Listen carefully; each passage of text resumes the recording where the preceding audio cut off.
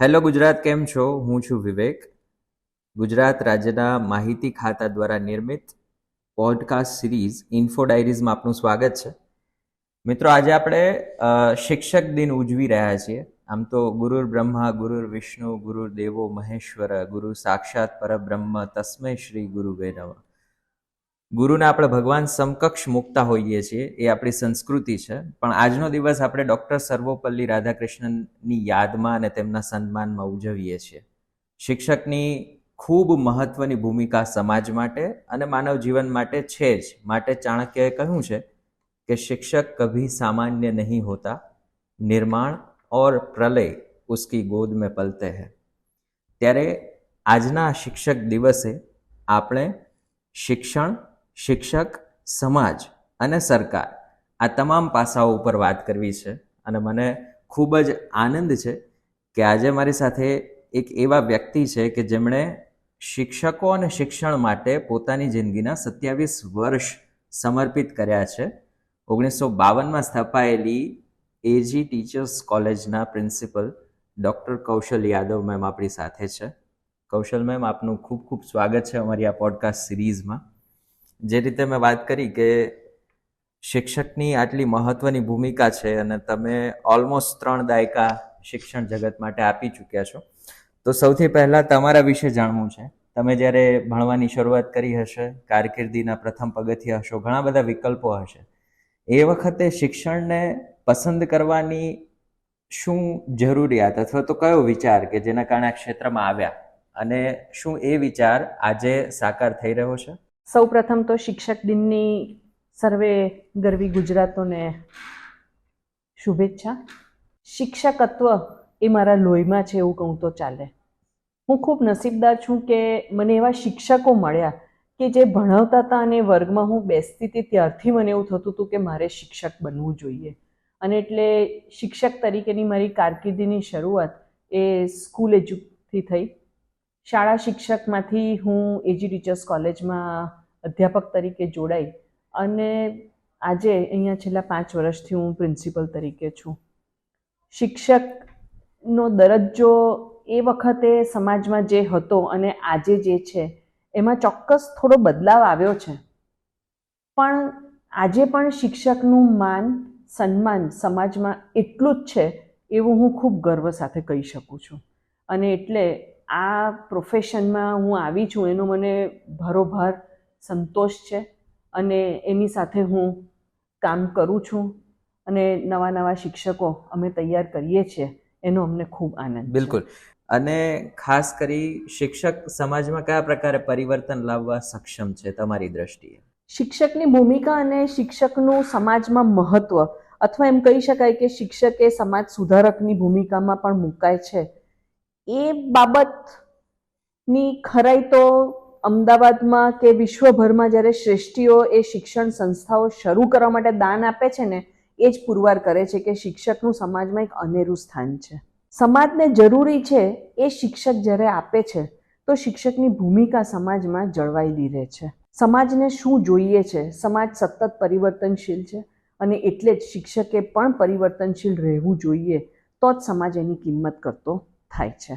સમય આયોજન, ધીરજના પાઠ, જીવન કૌશલ્યો, આ બધી બાબતો જે છે એ સમાજને આજે એની જરૂર છે. ભલે ટેકનોલોજી આવી, પણ શિક્ષક અને શિક્ષણ આજે પણ એ જ રહ્યા છે.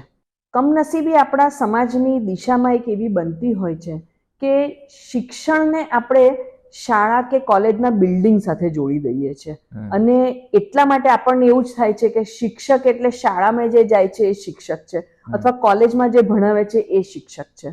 પણ હકીકત તો એવી છે કે કોઈ પણ વ્યક્તિ, અથવા હું તો ઘણીવાર એમ પણ માનું છું કે કોઈ પણ ઘટના જે આપણને શીખવી જાય છે એ આપણો શિક્ષક બને છે.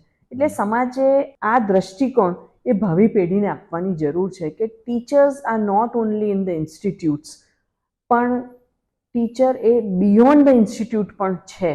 એ દરેક વ્યક્તિએ સમજવાની એટલે જરૂર છે. કે 24 કલાક શિક્ષક જ રહે છે, અથવા તો વ્યક્તિ તરીકે તમને જે કોઈ ઘટના, વ્યક્તિ કે કોઈ પદાર્થ, વસ્તુમાંથી શીખવા મળે, તમારો શિક્ષક બની જાય છે.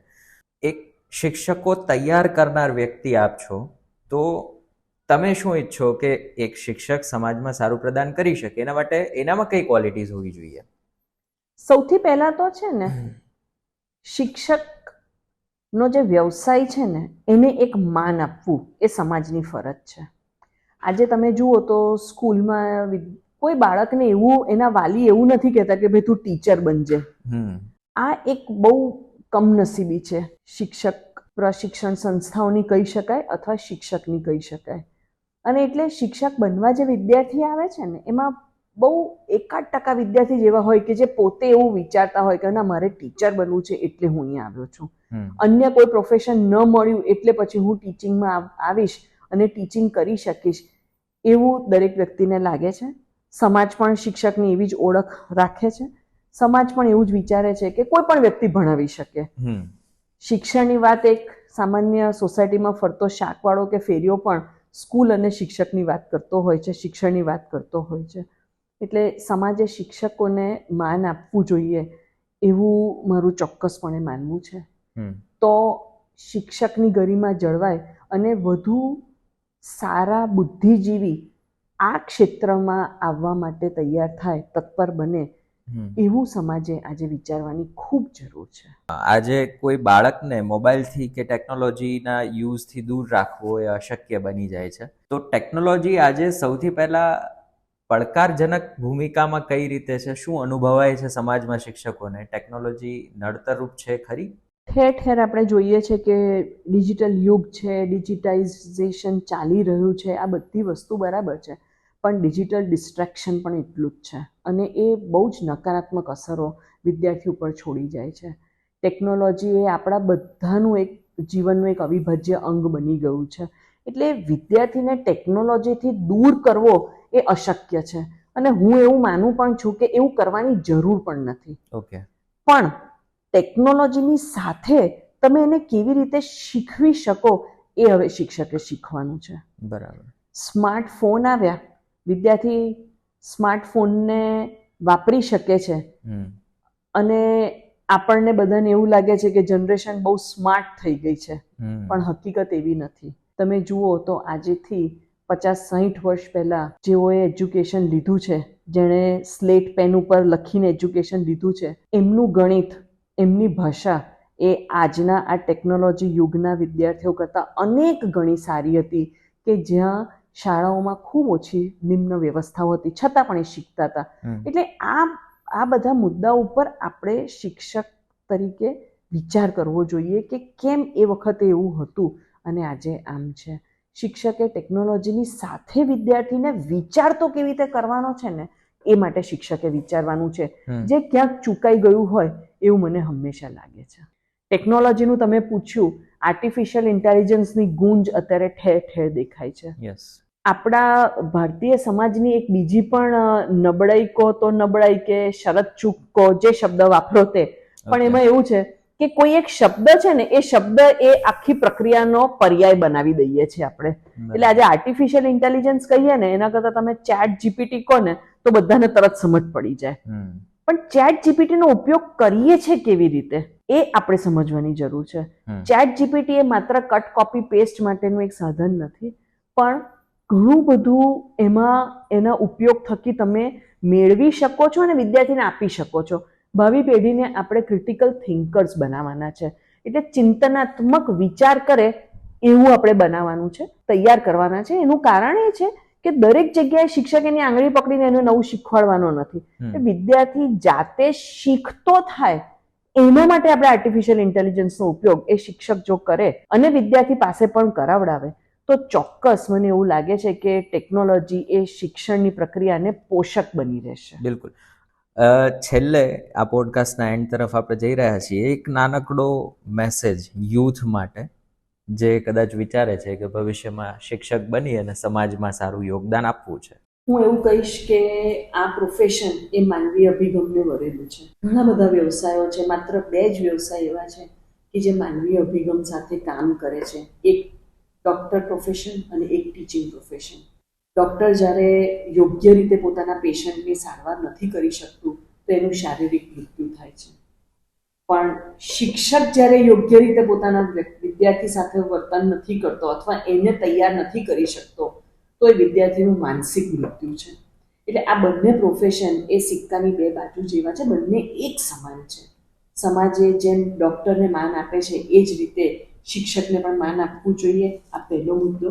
આ ખૂબ માન આપે તેવું, ખૂબ આત્મસંતોષ આપે એવું પ્રોફેશન છે અને એટલે યુવા વર્ગે આ પ્રોફેશનને, આ વ્યવસાયને, આ ક્ષેત્રને એક તક આપવી જ જોઈએ, ધ્યાનમાં લેવું જ જોઈએ કે હું એક શિક્ષક બનું અને સમાજમાં કંઈક મારા થકી પ્રદાન આપી શકાય એવું કામ હું શીખું અને આગળ ઉપર કરું.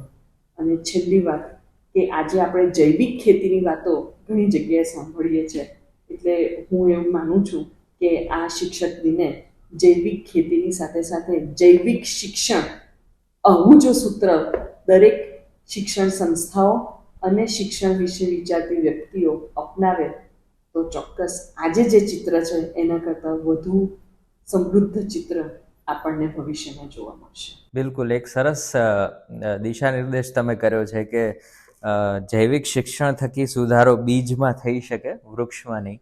ખૂબ ખૂબ આભાર કૌશલ મેમ, આપ અમારી સાથે જોડાયા અને આપનું જે નોલેજ છે, એક્સપિરિયન્સ છે એ શિક્ષકો અને સ્પેશિયલી યુથને એનાથી ઘણી મદદ થશે એવી આશા આપણે રાખી અને આજના આ પોડકાસ્ટને આપણે પૂર્ણ કરીએ. મિત્રો, તમને આ પોડકાસ્ટ, આ રજૂઆત કેવી લાગી છે ચોક્કસ કમેન્ટ સ્વરૂપે આપનો પ્રતિભાવ આપજો અને આપના ધ્યાનમાં જો આવો કોઈ વિષય આવે તો સજેસ્ટ પણ ચોક્કસ કરજો. જય જય ગરવી ગુજરાત. નમસ્કાર.